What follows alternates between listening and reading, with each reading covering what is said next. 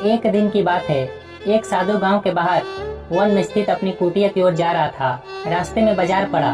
बाजार से गुजरते हुए साधु की दृष्टि एक दुकान में रखी ढेर सारी टोकरियों पर पड़ी। उसमें खजूर रखे हुए थे। खजूर देखकर साधु का मन ललच गया।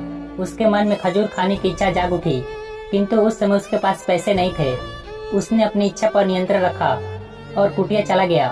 कुटिया पहुंचने के बाद भी खजूर का विचार साधु के मन से निकल नहीं पाया। वह उसी के बारे में सोच रहा था। रात में वह ठीक से सो भी नहीं पाया।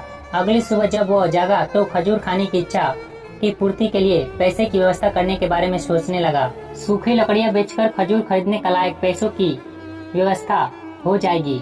यह सोचकर वह जंगल में गया और सूखी लकड़ियां बीनने लगा। काफी लकड़ियां एकत्रित कर लेने के बाद उसने उसका गट्ठर बनाया और उसे अपने कंधे पर लाद कर बाजार की ओर चल पड़ा। लकड़ियों का गट्ठर भारी था, जिसे उठाकर बाजार तक की दूरी तय करना आसान नहीं था, किंतु साधु चलता गया। थोड़ी देर में उसके कंधे में दर्द होने लगा, इसलिए विश्राम करने का वो एक स्थान पर रुक गया।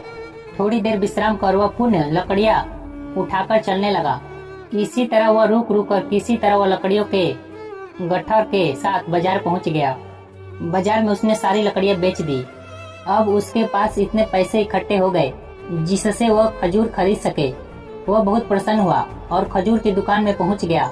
सारे पैसे उसने खजूर खरीद लिए और वापस अपनी कुटिया की ओर चल पड़ा। कुटिया की ओर जाते जाते उसके मन में विचार आया कि आज मुझे खजूर खाने की इच्छा हुई, हो सकता है कल किसी और वस्तु की इच्छा हो जाएगी।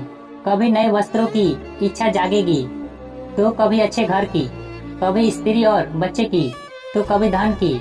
मैं तो साधु व्यक्ति हूँ, इस तरह से तो मैं इच्छाओं का दास बन जाऊंगा। यह विचार आते ही साधु ने खजूर खाने का विचार त्याग दिया। उस समय उसके पास एक गरीब व्यक्ति गुजर रहा था। साधु ने उसे बुलाया और सारे खजूर उसे दे दिए। इस तरह उसने स्वयं को इच्छाओं का दास बनने से बचा लिया।